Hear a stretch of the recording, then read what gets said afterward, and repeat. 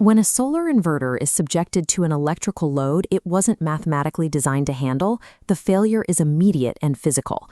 Thermal limits are breached, internal protections trip, and the system shuts down. This happens because many beginners start their solar journey by opening a catalog and purchasing equipment based on consumer marketing, long before they calculate what their home actually requires. Working from a shopping list instead of a spreadsheet practically guarantees undersized battery banks, constantly overloaded inverters, and appliances that fail to run. Building a reliable system architecture requires you to ignore the equipment entirely at first. You have to design the system strictly backward, starting with the electrical load. The standard mental model assumes power flows forward. Solar panels feed an inverter, which charges a battery, which powers your appliances. Designing forward guarantees failure. To size correctly, we reverse the flow, calculating load first, then inverter, battery, and solar panels last. We are going to calculate a complete hybrid solar system from scratch using a 10-step professional formula chain, accounting for motor surge requirements and battery deep discharge limits. Component nameplate ratings are based on laboratory conditions that rarely exist in an actual installation, which is why we must apply specific mathematical corrections to every number we see on a box. The absolute starting point of this formula chain has nothing to do with solar panels. It requires measuring the baseline daily energy consumption of the specific location you intend to power. This table breaks down household loads, isolate instantaneous power in watts, and multiply by operating hours to get daily energy in watt-hours. By summing these individual loads, we establish the absolute total baseline daily energy requirement. This dictates the scale of the entire project. Knowing the total daily energy in watt-hours does not tell us how large the inverter needs to be.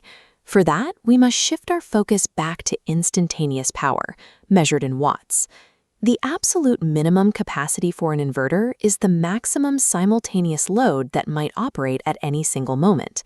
If the homeowner turns on the microwave, television, and lights at the exact same time, the inverter must support that combined draw. Operating an inverter at its maximum threshold is poor engineering.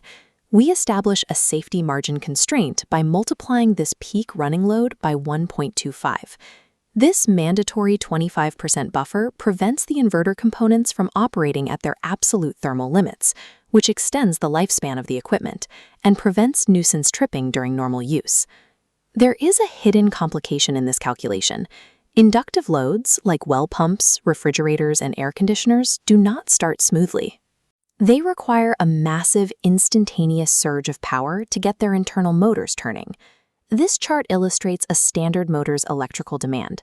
The baseline running load is steady, but during the first few fractions of a second of operation, the startup surge requirement violently spikes, often pulling 3 to 5 times the normal running power.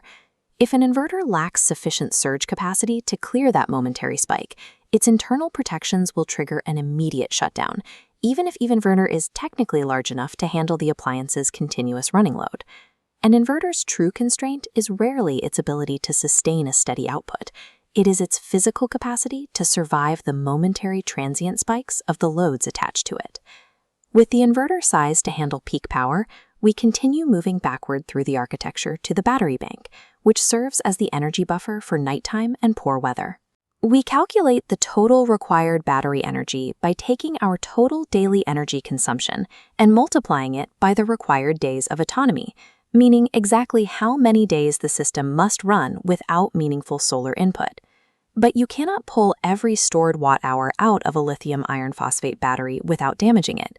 We have to apply a mathematical derating based on the depth of discharge constraint.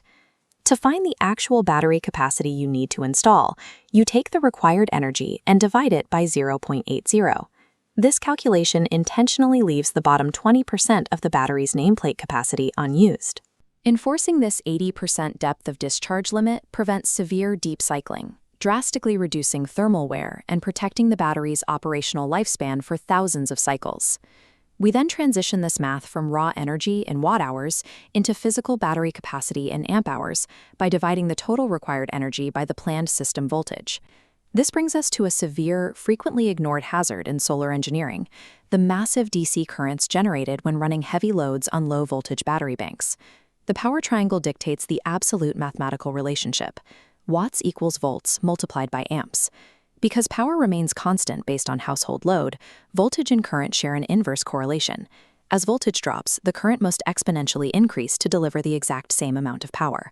For a 5,000-watt load, a 12-volt battery must push over 400 amps. A 48-volt architecture requires only 100 amps.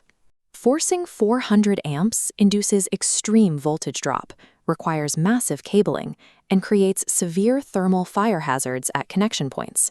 The 48-volt architecture reduces that current by a factor of 4, allowing for thinner, highly manageable conductors that generate drastically less heat. For high-power residential loads, a 48-volt architecture is the only way to stay within the safe thermal limits of standard conductors and switchgear. We now reach the final and outermost layer of the reverse engineering chain. We must size the solar array to reliably replenish the energy deficit we calculated in Step 1. The standard amateur mistake at this stage is to take the home's total daily energy requirement and divide it directly by a solar panel's advertised nameplate wattage. The only physically valid metric for calculating solar generation potential is peak sun hours. This timeline illustrates that peak sun hours do not represent total daylight. They represent the mathematical equivalent of optimal solar irradiance, where exactly 1,000 watts hit a single square meter for a compressed block of time. The baseline array calculation requires dividing your total daily energy consumption by the specific peak sun hours for your geographic location. However, this baseline math assumes perfect electrical efficiency, which does not exist. Real-world architectures experience inevitable systemic performance losses across every component. Solar panels lose output as their surface temperatures rise. Charge controllers experience MPPT conversion losses. And pushing energy into a chemical battery bank comes with measurable electrochemical charging inefficiencies.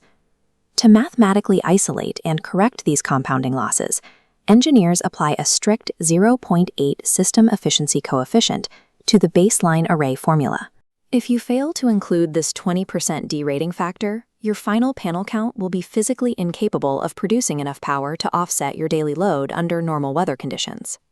Sizing an array based strictly on laboratory nameplate ratings guarantees that your battery bank will operate in a permanent energy deficit, leading to sulfation, low-voltage disconnects, and rapid capacity degradation.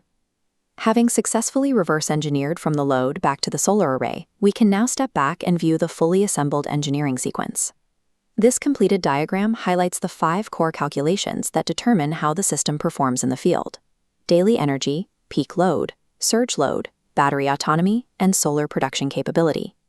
This mathematical chain allows a designer to predict exactly how the system will behave before a single component is purchased. Once these target numbers are derived, they must be rigorously cross-referenced against local electrical codes to determine precise conductor sizing and insulation ratings. Ignoring the proper sizing of fuses and breakers turns a theoretical fault current into a highly destructive physical fire hazard, capable of melting the equipment to the wall. A hybrid solar system is a continuous mathematical chain. Because every subsequent component relies on the parameters of the one before it, a single error at the load calculation permanently compromises the safety and function of the entire architecture.